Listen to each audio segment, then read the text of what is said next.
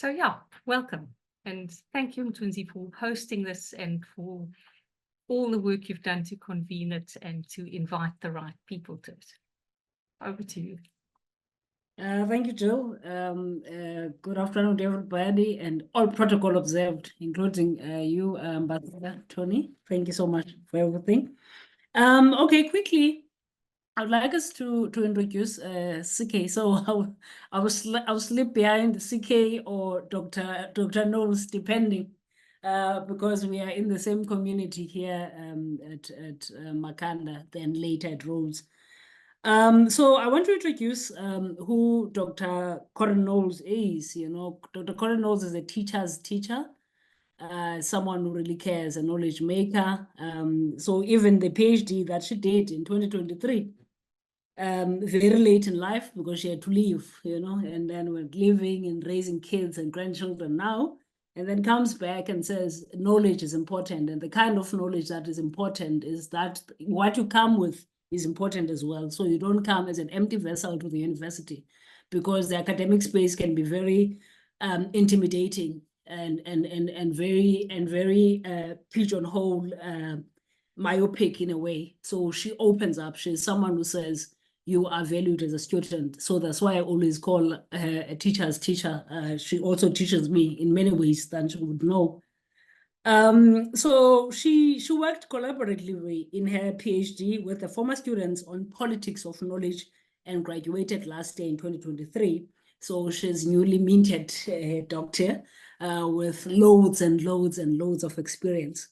She is currently on post-retirement, contracted Rhodes, teaching what she loves, which is called African Feminist Knowledge in Making. So she will introduce us to that.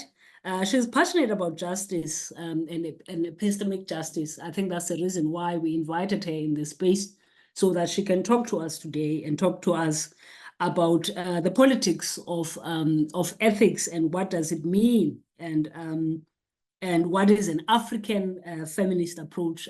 CK is someone who knows her space, is someone who does not try to take up space. She knows where she stands. She knows the politics. She knows the injustices of this world that we've gone through. So she's someone who's trying in a small corner to do a little bit to make sure that this world is just and every knowledge, you know, is captured and everyone comes as they are and they have space in these corners we call academic spaces that can be very prudent and that they can throw a lot of people, especially students who are new, they can be thrown away or they can be kind of discouraged. She teaches at Rhodes in the extended studies. So if you don't come in with the qualified marks, then there's a program called extended studies. So she gets there and nurtures a lot of doctors now and other important people in the world. Those come from the hands of Dr. Corinne Knowles. Dr. Corinne Knowles, you're welcome and thank you for joining us and thank you for your time.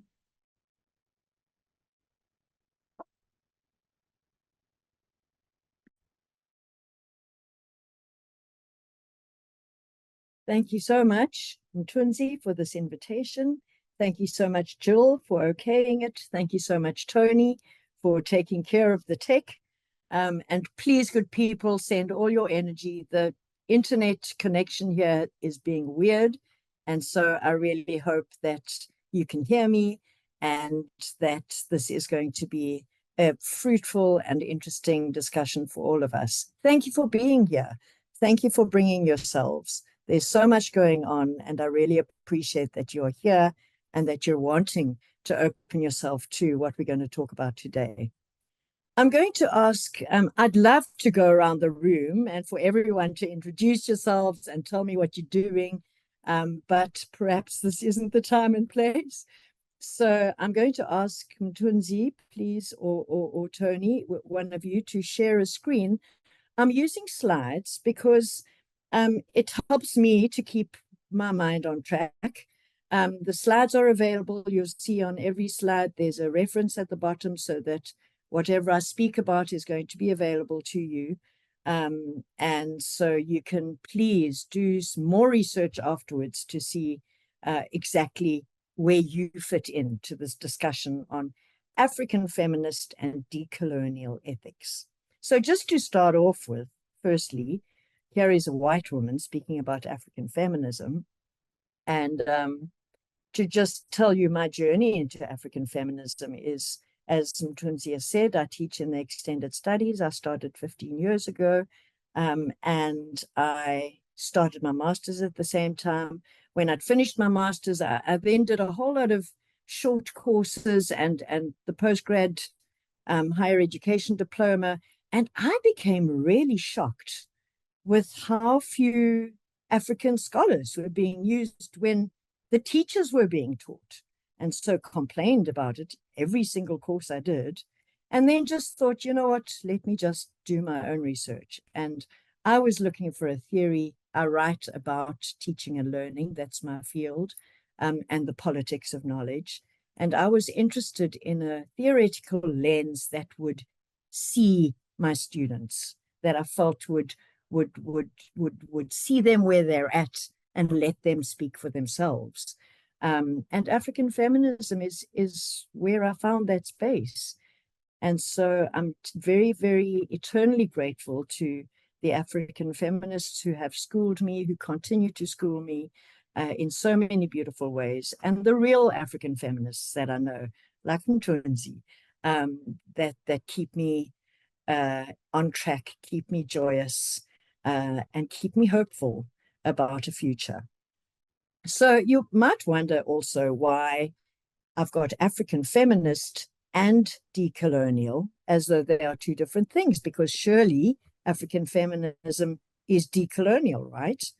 And interestingly, when decoloniality became a big thing, I bought with hard-earned money 2 volumes of edited books on decoloniality, and guess how many African women were in it? Yeah, not one.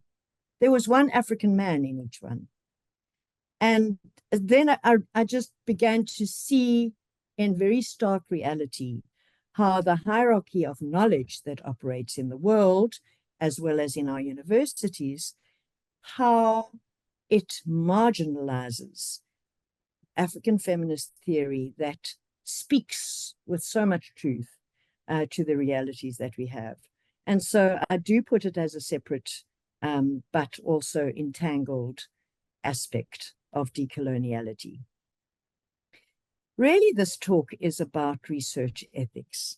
And I found it interesting when I was going through the PhD proposal phase. I don't know where you're at. You might be finished your PhD. You might be starting it. But when I went through that process and I got to the ethics section, I was kind of going, well, yeah, of course, these things, but it's so much more than that. And that's when I realized that we can't think of research ethics as an event that we've got to, or a compliance exercise, something that we put on at the end so that we get our things straight, you know. Research ethics, the African feminist way, is an orientation. It's a way of being in the world. And so your research, how you think about it, where you look, how you work with research participants, takes on a different kind of flavor. Yeah, thank you. And it's an orientation. It's something that you can't put on and take off. You've got to keep it with you all of the time, because living in Africa as we do, working with African people as we do, with a history of colonialism that has extracted everything good from us, we have to, as researchers, be vigilant that we're not perpetuating those kinds of motivations and intentions, and that as we do our research, we are honoring the people that we work with. That really is what all of this is about. So in the session, what I'm going to do is I'm going to quickly go through the context in which our research arises, the institutional cultures we work with, the experience of research participants, and researcher experiences, just to see where does ethics fit into all of this. And then a little conversation about understanding power and privilege. And then we'll look at some particular designs that some of my favorite African feminist and Black feminist thinkers have come up with on how we should do our research, how to change the orientation in our heads to be orientated in an ethical way. And then finally, we're going to spend some time looking at reflexivity, because that is one of the keys to keep us on track in our orientations. Thank you. Can you move to the next slide? If I can just say too, good people, while I'm talking, please feel free to put questions or comments in the chat. Mthunzi is going to take care of that, and I'll happily, you can feel free to interrupt me, or I'll have a little stop every now and then just to make sure that everyone is on the same page. Okay, so institutional cultures. You'll see with each slide, and these slides will be available to you after the session. With each slide, I introduce one African feminist to you, and in this case, it's Sylvia Tamale. Sylvia Tamale, we were very honored at Rhodes University when she accepted an honorary doctorate at our university in April. She has been my academic crush for ages, and I got to meet her. I got to spend time with her. She is amazing. She is a fierce advocate on gender rights, and she's busy fighting with the Ugandan government around the issue of their homophobic laws. And she is so fierce and so amazing. And the book that she wrote, called Decolonization and Afrofeminism, is superb. She goes into such detail. She brings such different stories to the other things that I've read on decoloniality. And Sylvia Tamale speaks of the mutually constitutive three aspects that shape our lives, and particularly African lives: colonialism, capitalism, and patriarchy. She says that these three work together. Where you see capitalism, there's patriarchy and colonialism. Where you see patriarchy, there's capital and colonialism. These three are intertwined, and they are part of the oppressive hierarchies that we all experience in some ways. But she's particularly critical of the university space, and she asks this telling question: do the theoretical connotations of the research conducted in your university perpetuate colonial concepts, stereotypes, imaginaries, and cover-ups? Given that our universities are based on the model from the West, and given that so many of the disciplines that we're involved in started in the West, so many of the readings that we're exposed to are Western-based readings, majority white male. She's asking us to question very carefully, who are we listening to? And whose words are coming out of our mouths when we are doing research? She talks about positivist research, and I know that I'm not sure if everybody here is part of the humanities, but certainly there are, you know, there's some beautiful things being written in the sciences and in commerce and in law about so-called neutral research. She says it doesn't happen. No knowledge is neutral. And she says positivist research has been discredited because it imagines that reality is out there and the researcher is somehow devoid of history, unaffected by culture, unaffected by gender and cultural structures. And she says this is nonsense. We need to think differently. So she calls for a methodology to be conceptualized as a political process, a space in which complex issues of context, voice, ethics, and ideology are played out. And so whatever the research is that we're doing, that is what she asks of us, that we see what are the politics here? Where does the power reside? So this is one of the cultures that we do our work in, institutional cultures. Every discipline has got its conventions, every university's got its particular way of doing things. And so as we slot into those in order to undertake our research, she asks that we ask these important questions. Whose voices are being hidden? Whose voices are being amplified, and why? And so that's an important thing for us to think through and to keep thinking through as we go on with our research. Next slide, please. Another of the cultures that we're in, another part of the context that we're in, is that we are embedded in society where a lot of our research takes place. Rhodes University, if you know it, is a small university in a small town called Makhanda. And the people of Makhanda are exhausted from researchers coming in going, oh, we just want to ask you some questions and we want to do some research, and they take the answers and then they disappear and nothing more is heard, even though people might have shared difficult stories, might have given their opinions that they felt were important. And so there's quite a lot of research fatigue in our little town. The person who really challenged me on this is Queen Mthunzikazi. She's written a really good paper called Using the Afrocentric Method in Researching Indigenous African Culture. And of course, you know, what is Indigenous African culture is a university in South Africa, an indigenous cultural space. I would argue to some extent, yes, in that many of our students come from communities where they have not been influenced as much by Western ideas, and they're inserted into the university where there's a lot of alienation because of the ways things are done and what is expected of them.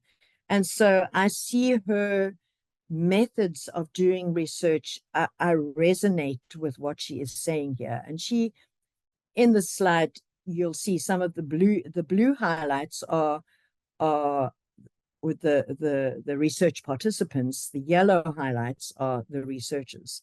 And she says that, and she complains bitterly about research initiatives because she says the people that participate are limited to sometimes being consulted on research priorities and design and assisting in the execution and evaluation of research results, but they've been treated as informants rather than colleagues and equals. For instance, researchers come from their universities, do their field research over a number of months, get to know the people in the community, get local help, and then go back, write and publish their findings, and they are acknowledged as the experts. The researchers are the ones policymakers listen to when they're making decisions about design, delivery, or funding programs for Indigenous communities. They're the ones with the funding sources to do such research. There's an inherent bias in government, especially in funding sources, to place academic and formal education credentials ahead of the practices and experiences of Indigenous people when deciding upon expertise and identifying research priorities and research projects to fund. And so this is the challenge. This is our challenge when we decide where are we going to do our research? Are we an insider or are we an outsider? And how do we treat the people there? One of the things I love about African feminism is it expands what counts as knowledge. It expands to include spirituality, our connection to each other, our connection to the earth, our connection to the past. It expands to include our bodies and what our bodies know and what our bodies carry from generations back. It carries these experiences that we have as valid, as legitimate. And so how we think about knowledge expands when we use an African feminist frame. And so this treatment of research participants as objects to be mined for data that we need because we're more important as researchers, this is what Queen Mthunzikazi challenges. Please go and read her paper, because in that paper, she gives 3 different versions of research. And she speaks about, you know, to what extent they include the communities that they're working with. And it's very challenging. So I hope you can still hear me. I'm just hoping that I found that my screen is no longer being shared. Good, Corinne, we can. And Yes. we just had a glitch there with the screen. A little glitch. Sorry, Okay, cool. we'll get No that checked problem. out. Okay, good. Thank you. Thank you. Sorry about that. Okay, so the context in which we work, firstly, our institutional cultures, secondly, the communities in where we carry out our research, and thirdly, the next slide, our experiences as researchers. How do we, if we are not just neutral, if we're not entirely objective, if we also bring our bodies, our experiences, our biases, our ways of thinking about the world, that's another context that we have to keep in mind. This is a beautiful paper written by Burke, Butcher, Chisonga, Clark, Davies, Thorne, in which they tell their stories about going into the field and how they experienced it. Each of them had different kind of research, and each of them goes through how hard it was or easy it was to be accepted by the research community, and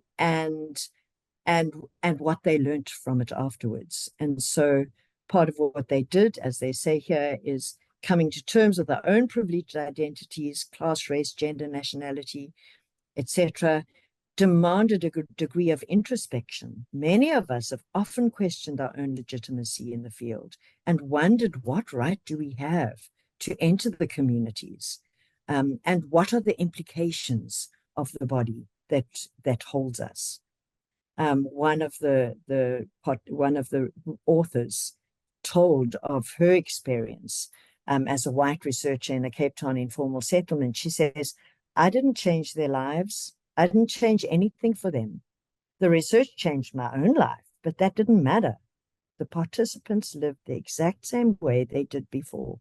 The impact of research is not always clear or relevant to the majority of the community. And so when you're thinking about, when you're writing your ethics application, and you have to say, what benefit will the research have? You know, it's very easy to talk about how it's going to expand the knowledge in the field, etc. But what benefit actually do the people get? And sometimes you'll say, well, you know, it could influence policy, blah, blah, blah. Really, does it really make a difference to the people who are taking part in that research? And this is my challenge. I feel challenged as a teacher, as a researcher. If I'm teaching a class, I want people to leave that class somehow changed, somehow seen, somehow recognized, somehow expanded. That's how I approach my teaching. And so that is how, once I got into research, how I approach my research as well. I want the people I'm working with to benefit in some way. And it's a tricky thing. It's a tricky thing that we will get to discuss in a moment. Exactly how can people benefit from the research that we do with them? So ultimately, these authors are asking that in acknowledging the tensions which arise across identity and body politics, they want us to consider the ways in which we offer an exchange in which the research purpose is understood and meaningful for all involved in the process. And they ask in their paper, how do we bridge that gap? So the next slide, we're going to just try and understand, how does power operate? and what role does power play in the research process. And the two people I'm going to introduce to you here, Janine Jones, her writing is just so interesting. The paper that she wrote, Imagining Radical Entanglement for Social Change, do yourselves a favor and read it. It's so interesting. And she talks about the ways in which oppressor and oppressed, teacher and student, researcher, researched, NGO worker, and the community they're working in. Whatever the hierarchies are that are structured in our society, we are entangled. She talks about a radical entanglement. And she asks us, as people who are working towards social change, that it's not enough to have empathy. It's not enough to have sympathy. It's certainly not to have a savior complex where we are going to go and save people from something. That's part of a colonial imperialist thinking that imagines I am better than you. And so she rather looks at ways in which we are so intrinsically interdependent. She calls it life and death interdependency. And she talks about how it's a kind of an Ubuntu idea, but she talks about how you and I are constituted by each other in the same way. I hope you can still hear me because my internet is saying that it's unstable. So far, so good. But she talks about how... Yes, we can hear you. Okay, good. Thank you. How, you know, master and slave, there wouldn't be a master without a slave. There wouldn't be a slave without a master. We are determined by each other, constituted by each other. And to move in this world with this idea of radical entanglement allows us to think differently about our place in the dynamics that we set up when we move into a new place. Me moving here into this space with you, you moving into the space, even though you're a small screen with your name on it, something about you is already affected by and affecting the others in this room. And as we contribute and as we share our voices, that dynamic is set up. And do we want to be the kind of people that set up a dynamic that is going to be beneficial for everybody? Where she says, imagine that getting out this life-death interdependency and staying out of it required that we work together so that we live and you and yours live and live well and not just survive. And so, you know, how to make that part of my ethical orientation when doing research, you know, it's not an instant thing. They're not tricks to do this. It's a constant navigation and reflection in order to get to that place. And so part of understanding the consciousness that we need in order to understand power and privilege and how it plays out in our research communities is to be aware of this radical entanglement, be aware, be conscious not only of the individual power relations between us and the people that we're working with, but the structural power relationships that were there before we were born and are going to continue after we leave. And how does that set us up for particular performances of ourselves? And then finally, I just wanted to bring in Sally Matthews.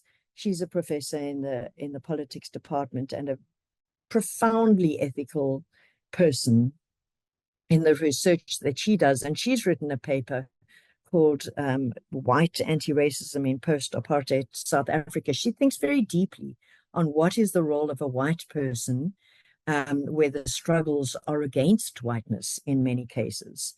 And she asks us to recognize the stickiness of privilege. Now, let's just recognize, good people, that there are so many layers to privilege, you know.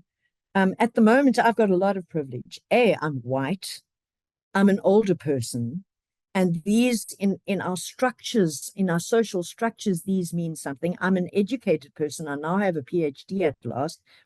So there are certain things that give me almost automatic privilege in a place. But this works with a whole lot of other things as well. You know, everybody in this room has some privilege over somebody else. I have some disadvantage in relation to some other people, depending on the context.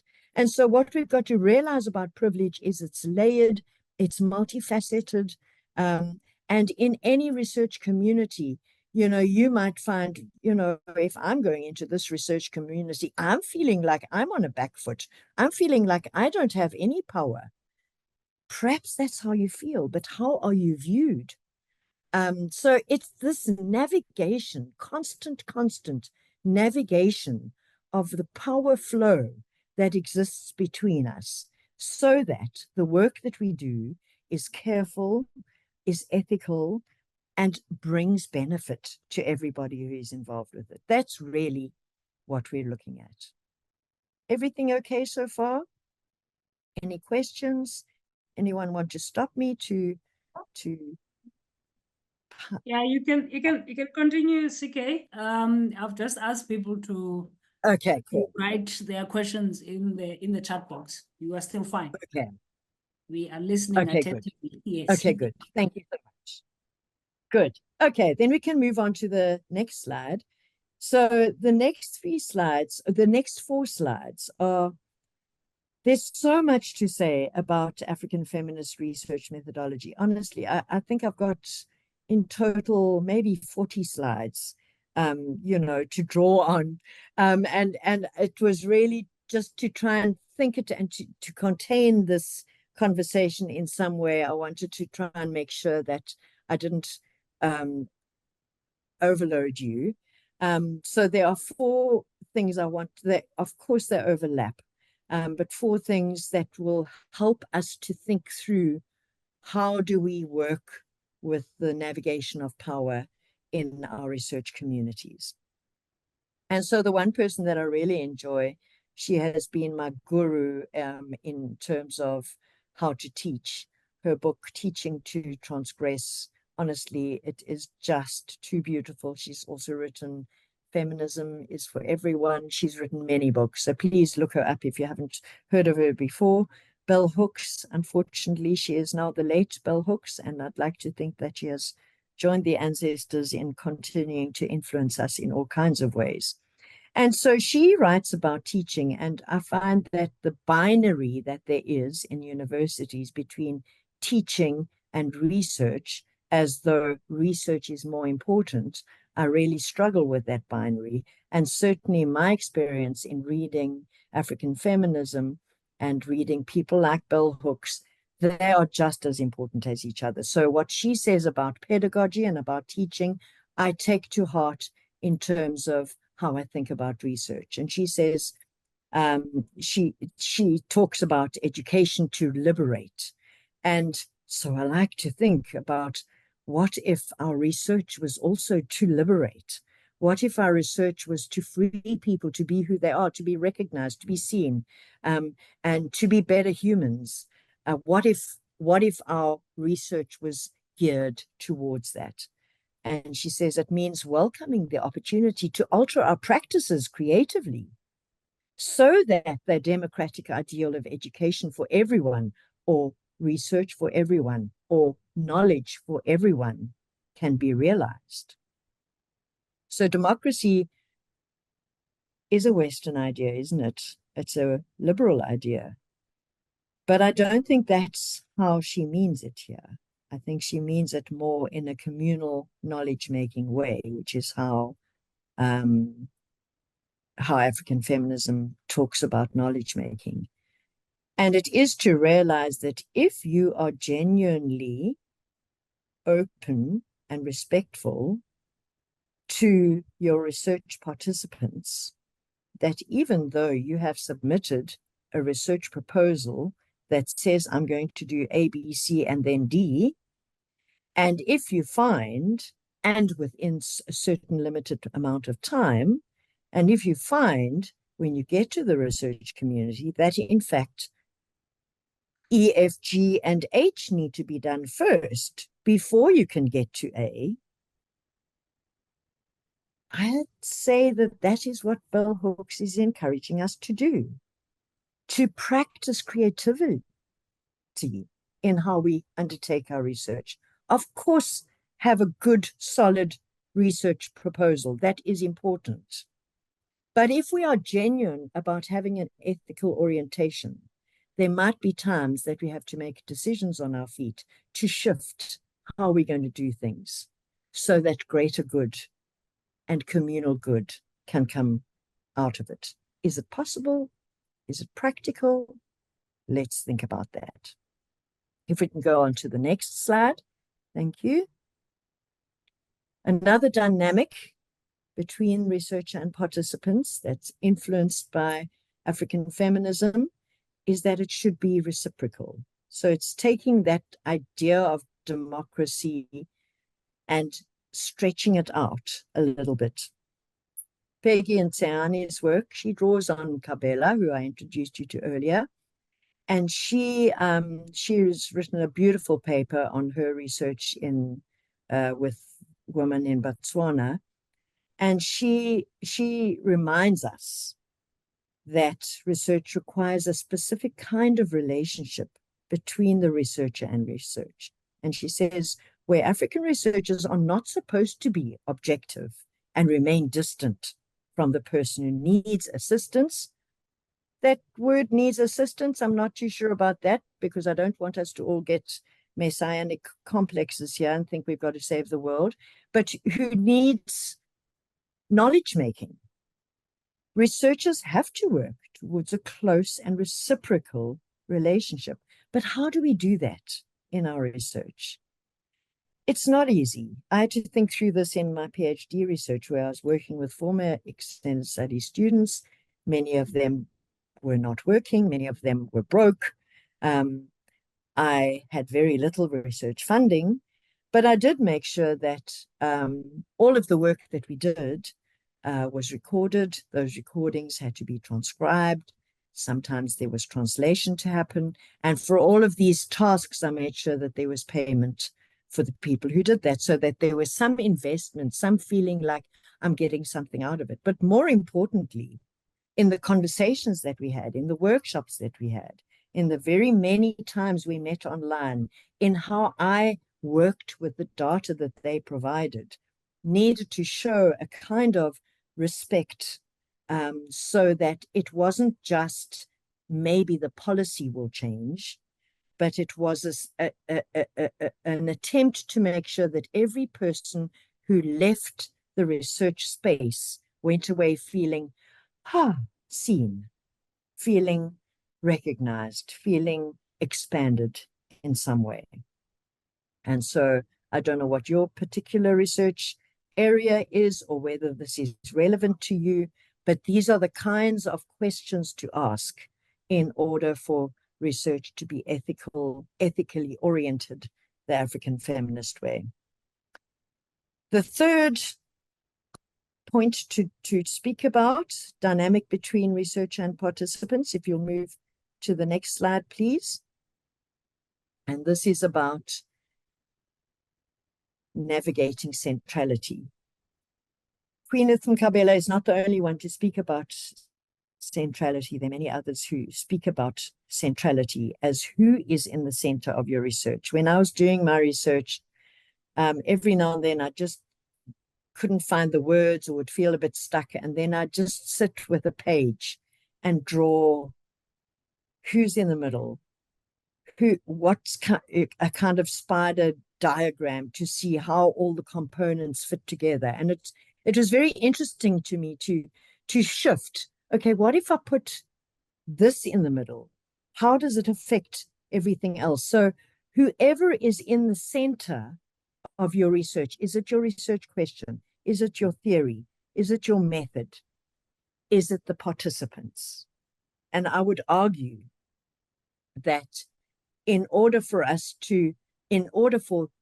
research participants to feel that they are benefiting. They need to feel that they are centered. She calls for, she says that Afrocentrists argue for pluralism in philosophical views without hierarchy.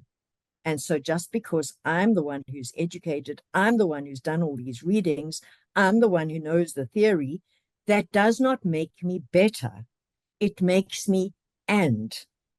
And so what is as important is this person's experience, this person's opinions, this person's feeling.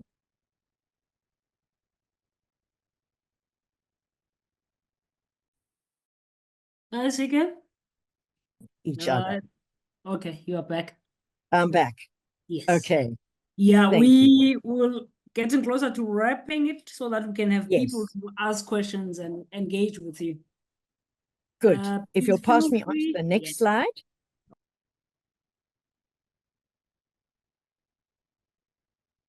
So, and the next slide, so centrality, who is at the center. The next slide is about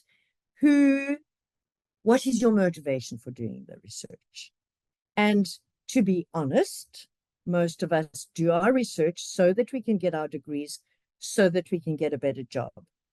And where does that place the research participant?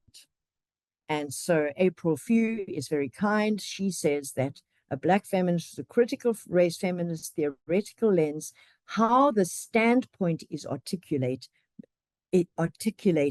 matters more than the color of the researcher. And so she says it doesn't matter if you are an outsider researcher. What matters is, what is your motivation and how are your research participants centered in that? If we can move on to the next slide. So these 4 ideas, democracy, reciprocity, centrality, and motivation, these are not events. These are things that happen because we are being constantly reflexive, constantly navigating our own power as researchers. This paper was written by Chiweze, who is, as you can see by the picture, although we shouldn't assume, but he is an African man, and his research topic was abortion in African women. In order to do that research, he had to think very, very carefully about his positionality. And many would argue it wasn't his place to do this work. And he argues quite strongly that he sees that all of the rules about abortion, all of the medical interventions around abortion, so many of these are run by men, that he felt to have a man going into that space allowed it to be dismantled to a certain extent. Anyway, read his paper for it. But he speaks a lot about reflexivity, and he brought in these 3 ideas about what reflexivity is. It's a self-conscious revelation of my own relationship to the research. What's the impetus? What are the personal values? What are the theoretical allegiances?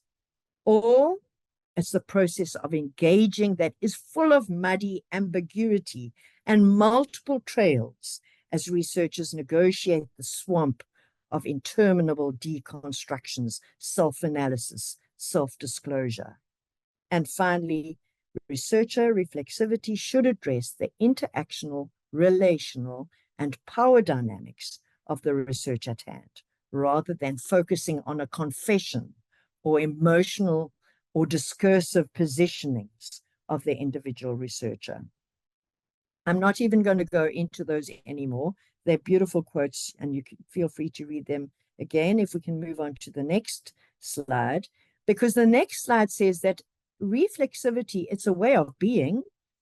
So that is one of the ways to use reflexivity, that we're constantly thinking, how did that go? Was that okay? What should I do differently? But that it is a process that happens all through the research, before, during, and after. And as Adomako Ampofo suggests, it's something we need to do communally as well. And so part of my research meant that regularly we were checking in with each other. How's it going? Are you fine with it? Are you comfortable with this? Would you like something to be done differently?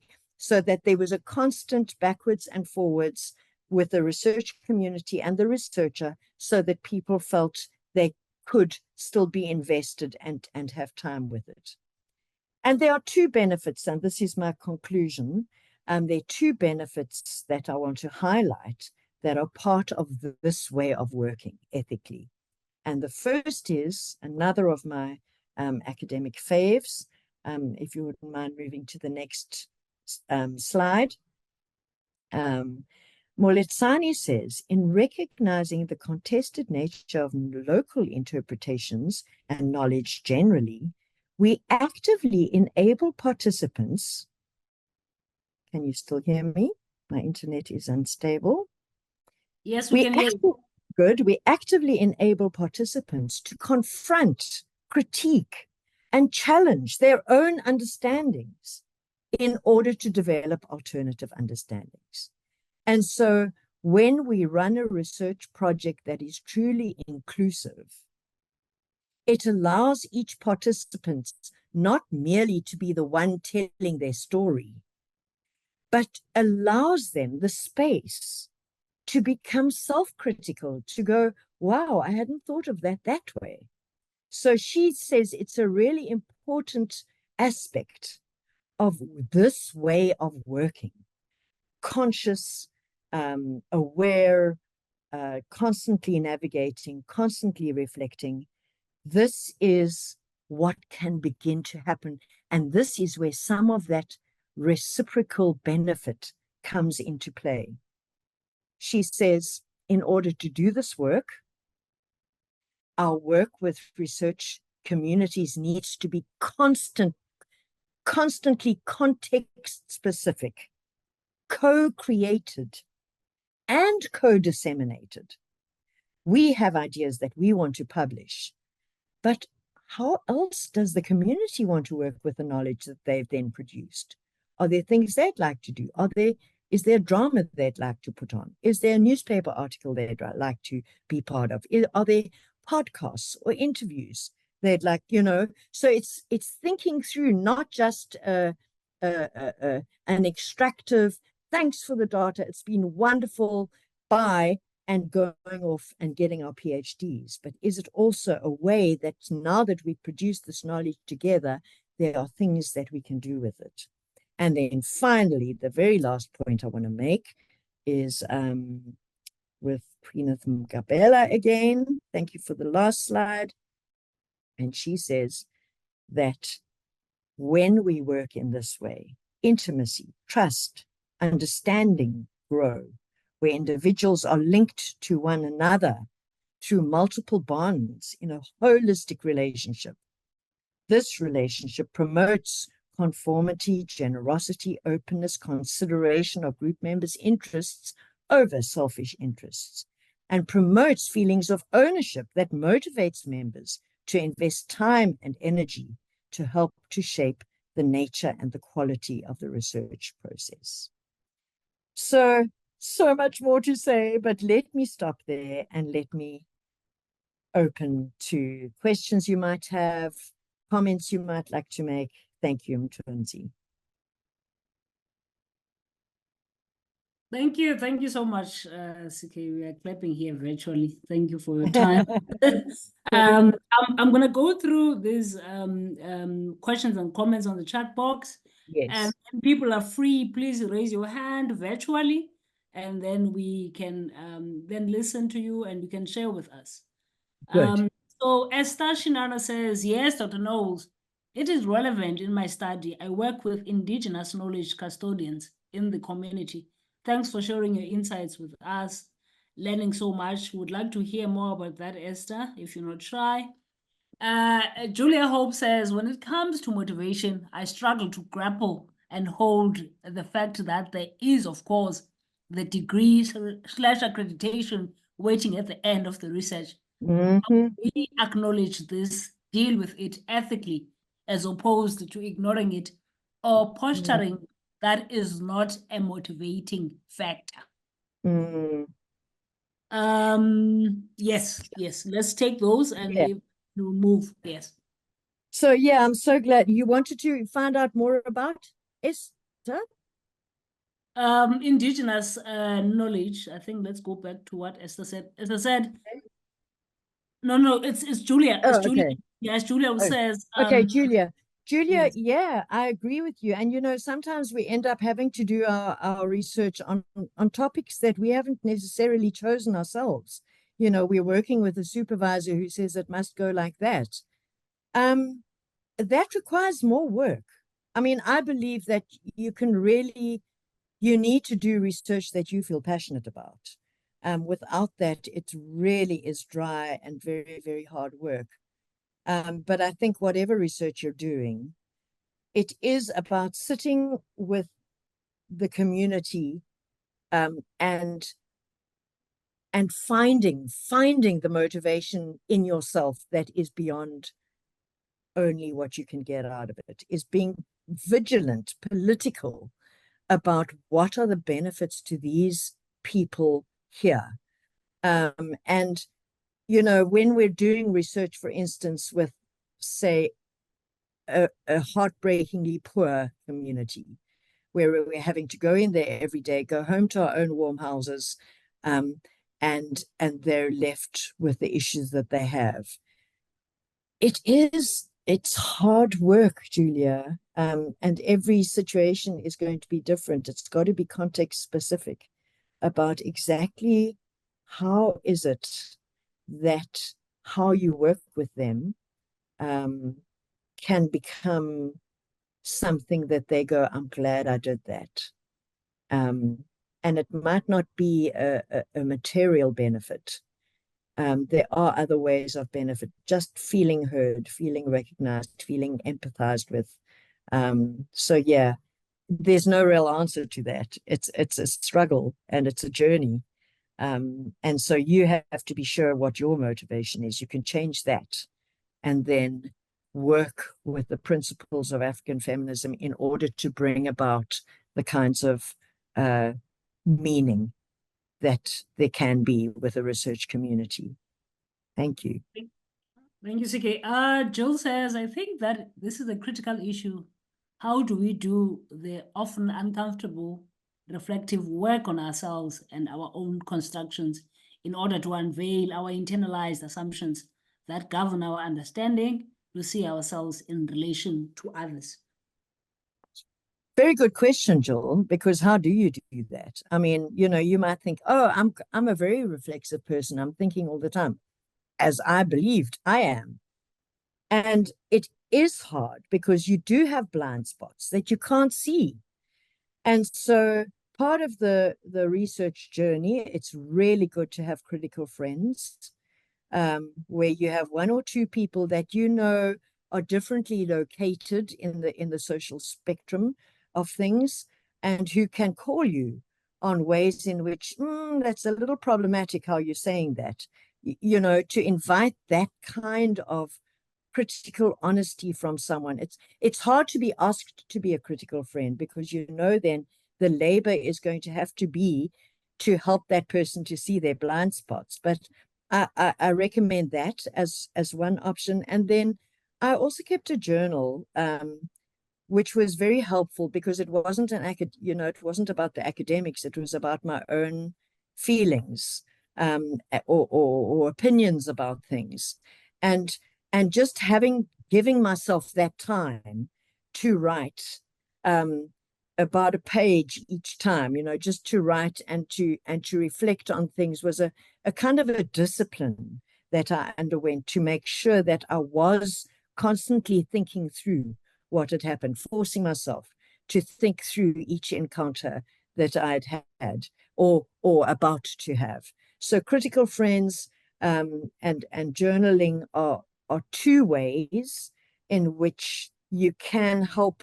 that reflection. And it's about the kinds of friends that you have, you know, and the kinds of conversations that you're involved in that will open you to different ways of being and thinking in the world. So thank you for that question. Thanks, CK. As we continue, please feel free. We still have a few minutes. If you have practical questions you want to ask or want to share about your study, because I know that a lot of us are still at this stage. A lot of us are still at this ethics stage. Yes. Oh, Julius has to go. Okay, there was a question again. Let's find. There was another question from Mongezi. Mongezi Noah. Mongezi says, linked to your presentation title, how do we share results of research to those we collected information from, as they have no access to where we store or publish? Very good. And that that is one of the conversations to have with your research community. You know, if you can see your, you know, if you can, and finding a way to say the things that you have written in academic language, find a way to say those things in the language of the participants. That is, so this is why reflection has to also be communal. If you read Nseana's, was it Nseana's paper? Yeah, I think it was her paper, where she did research with women in Botswana. It might have been her or it was Mkabela, I'm not sure, read them both. But there was a decision that was taken that, no, we don't want this to go to policy straight away. We don't want it to go there first. We don't want this to be published yet. We first want to work with the community in a way, now that we know what it is that we want to say. So we first want to work with the community, then we'll tell you when we're ready for it to be published. So, you know, I mean, these are these kinds of things. And when we're working to a time frame and we're working to funding that closes at the end of the session, you know, and all of this makes it very difficult. It's the neoliberalization of the university, where knowledge is not anymore for the common good. Knowledge is for the individual benefit.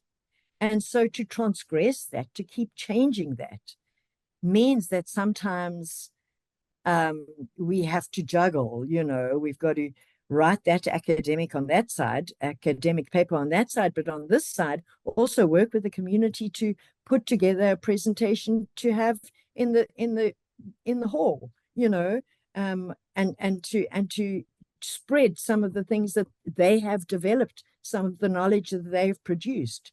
So good question also. And of course, I'm not answering your questions. I'm just saying it's a process. These are the processes that we have to work through in order to achieve what we want. We've got one question, and I think we in 2 minutes we'll be closing. Cool. So thank you for your time. An hour is really enough. And we'll share the slides, and you can continue then, I guess, to email Dr. Knowles. I think she's a teacher; she will enjoy that. Fernande Martin has. Sorry if I am butchering your word. Fernanda says, I find myself struggling with similar problems. While I'm not currently conducting my own primary research, I am often synthesized existing evidence to answer policymakers or NGOs' questions. I'm wondering, how can I also apply some of these principles and lens to do evidence appraisal, if not the systems forces me to only value hard evidence, RTC and ETC and ETC? I so hear you, because that's what they want to know. Numbers, they want to know exactly how many people benefited from this program. They don't necessarily want to know what benefit was it, what happened in the families afterwards. You know, those are the hidden things. And we must not become slaves to these neoliberal ways of working. You know, it reduces the knowledge we produce. It reduces it. And so if you are doing this kind of work and this kind of policy stuff and writing proposals for funding, do that work, but on the side, do it differently. So it's double work, but it's so rewarding. It expands us all so much. And so I recommend doing it on the side. Thank you. Thank you so much. Thank you so much. Thank you so much, CK. Morgan says, thank you on that slavery take. Yes, thank you so much. Thank you for your time. Jill, are there any last tidbits you want to say before we thank our people and then we'll see each other again on the next one? No, I'm good. Thank you for a very engaging discussion, and the recording will also be available on the Canon College website. So for those who haven't been able to make it or want to make it, please, you'll find it there. Not today, but in a couple of days. Yes. Cool. Thank you. To yes, let's thank you again, CK, for this information. It really helps us to humanize it, to take it close home, because all of these terms can be very confusing. Yes, thank you so much for your time. We appreciate it. Thank you for joining us and giving us your time as emerging scholars, so that we can get to your level and continue to grow. Yeah, thank you to everybody. Thank you. Thank you, leaders. We're all leaders here. Thank you, leaders. Thank you, leadership. Yes. Thank you for your time. Good. Thank you. Thanks.